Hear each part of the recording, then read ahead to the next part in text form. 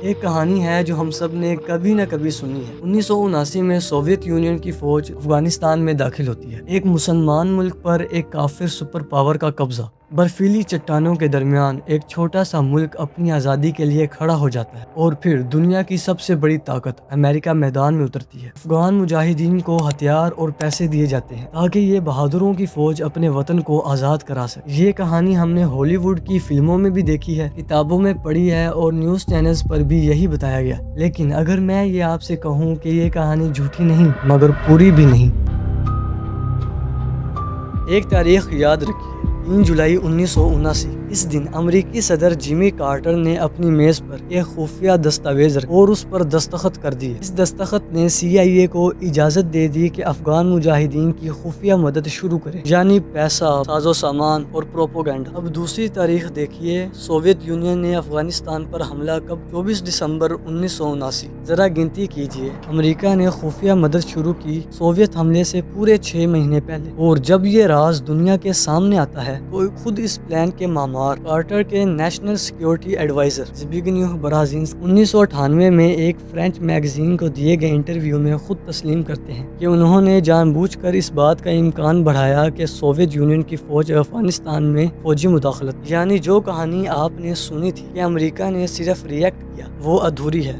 جال حملے سے پہلے ہی بچھا دیا گیا۔ یہ تاریخ دستاویز میں موجود ہے، جھوٹ نہیں۔ لیکن یہاں پہ ایک اور ٹوسٹ ہے۔ بہت سے محققین اس بات سے اتفاق نہیں کرتے کہ برزینسکی نے سوویت یونین کو جان بوجھ کر پھنسایا۔ ان لوگوں کا کہنا ہے کہ اس وقت کے اصل انٹرنل میموز بتاتے ہیں کہ امریکی حکومت یہ خدشہ رکھتی تھی کہ سوویت یونین جیت جائے گا، نہ کہ وہ کانفیڈنٹلی ایک جال بچھا رہے تھے۔ مطلب خود یہ راز بھی مکمل طور پر ثابت نہیں ہے۔ ڈاکومنٹریز میں بھی سب کچھ اتنا سیدھا نہیں ہوتا جتنا پہلی نظر میں لگتا ہے۔ امریکہ کے ہتھیار اور پیسے سیدھا افغان مجاہدین کے پاس نہیں جاتے تھے، یہ سب پاکستان کی ISI کے ذریعے گزرتے تھے، اور ISI کا اپنا ہی ایک ایجنڈا تھا۔ جنرل ضیاء الحق نے 1977 میں مارشل لا لگا کر اقتدار سنبھالا۔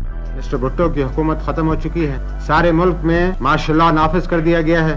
اور پھر 1979 میں منتخب وزیر اعظم ذوالفقار علی بھٹو کو پھانسی دے دی گئی۔ ضیاء اپنی حکومت کو جواز دینے کے لیے اسلامائزیشن کی پالیسی لے کر آئے، حدود لاز، شریعت کورٹس، اور ایک نیا بیانیہ کہ افغان مجاہدین یہ جنگ کوئی سیاسی جنگ نہیں لڑے بلکہ جہاد کی جنگ لڑ رہے۔ برطانیہ کے فوریجن آفس کے خفیہ کیبلز یہ بتاتے ہیں کہ ضیاء کی حکومت جان بوجھ کر سب سے زیادہ سخت غیر اسلامی گروہوں کو ترجیح دیتی تھی ماڈریٹ گروہوں کے مقابلے میں، اور وجہ سیدھی تھی، کیونکہ لیے جنرل ضیاء الحق کا اپنا نظریہ بھی کچھ اسی جگہ پر جاتا تھا۔ یہ سمجھتی تھی کہ وہ اپنی جنگ لڑ رہی ہے، حقیقت میں وہ کسی اور کی جنگ کسی اور کے سیاسی ایجنڈے کے ذریعے فائنینس کر رہی۔ اب نمبرز دیکھیں، 1980 میں جو فنڈنگ تقریباً $20 ملین سے 1987 تک یہ بڑھ کر $630 ملین سالانہ ہو چکے، یعنی کہ CIA کی تاریخ کا سب سے مہنگا آپریشن۔ اس پیسے کا سب سے بڑا ریسیور آخر کون؟ گلب الدین حکمت یار، اس کی جماعت حزب اسلامی سب سے سخت گیر مانی جاتی ہے۔ یہ حکمت یار 1994 میں کابل پر گولہ باری کراتا ہے، جس میں تقریباً 25,000 شہری مارے گئے، اور بعد میں وہ اسامہ بن لادن کے قریبی ساتھیوں میں شمار ہو۔ اب ایک اور بات جو شاید آپ نے سنی ہو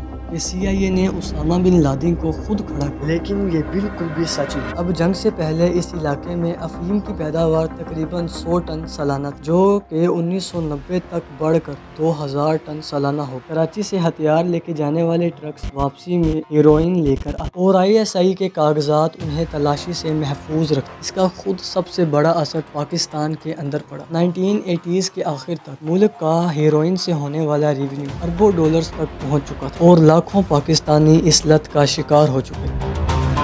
فروری 1989 سوویت فوج افغانستان سے واپس چلی جاتی۔ یہ لمحہ جیت کا لمحہ لگتا ہے، کیونکہ لیے ایک سپر پاور کو ایک چھوٹا سا ملک ہرا دیتا، اور اسی سال برلن وال بھی گر جاتی، اور لگنے لگا کہ کہانی یہیں ختم ہو گئی اور ہم لوگ جیت گئے۔ لیکن رک جائیے، جیسے ہی کولڈ وار کا مقصد حاصل ہوا، امریکی توجہ اور امریکی فنڈنگ تقریباً ختم ہی ہو گئی، اور پیچھے کیا رہ گیا؟ ایک ملک جو ہتھیاروں، ڈرگز اور مقامی جدت پسند لوگوں کے گروہوں سے بھرا پڑا، اور اس کے بعد کیا ہوگا اس کا کوئی بھی منصوبہ منصوبہ نہیں تھا، وہی فنڈنگ نیٹ ورکس اور وہی سخت گیر کمانڈرز، وہی ISI کی سرپرستی جو کہ غائب نہیں ہوئی تھی ابھی۔ اور پھر 1994 میں طالبان کا عروج آ گیا، اور پھر وہ حادثات جو کہ 9/11 کا سبب بنا، اور یہ سب اسی ملک سے ہوا جسے کسی وقت امریکہ نے خود ہتھیاروں سے لدا تھا۔ اب چلتے ہیں وہاں پر جہاں سے ہم نے شروع کیا تھا۔ ہم نے سنا اور دیکھا کہ امریکہ نے افغان کی مدد، حقیقت میں یہ ایک سوچا سمجھا کولڈ وار پلان تھا جو کسی اور ملک کی خفیہ ایجنسی کے ذریعے کسی اور مذہبی سیاسی ایجنڈے کے ساتھ چلایا گیا،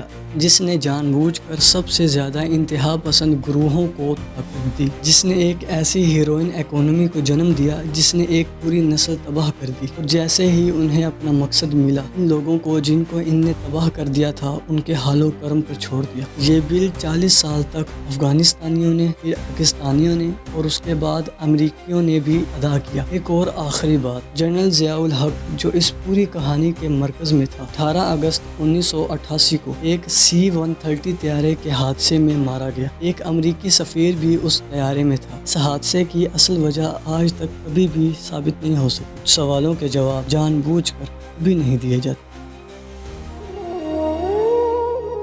پرانی جنگوں کی شطرنج کو اب جلا کر راکھ کر دو، منصوبہ بندوں کا یہ جھوٹا غرور اب راکھ کر دو۔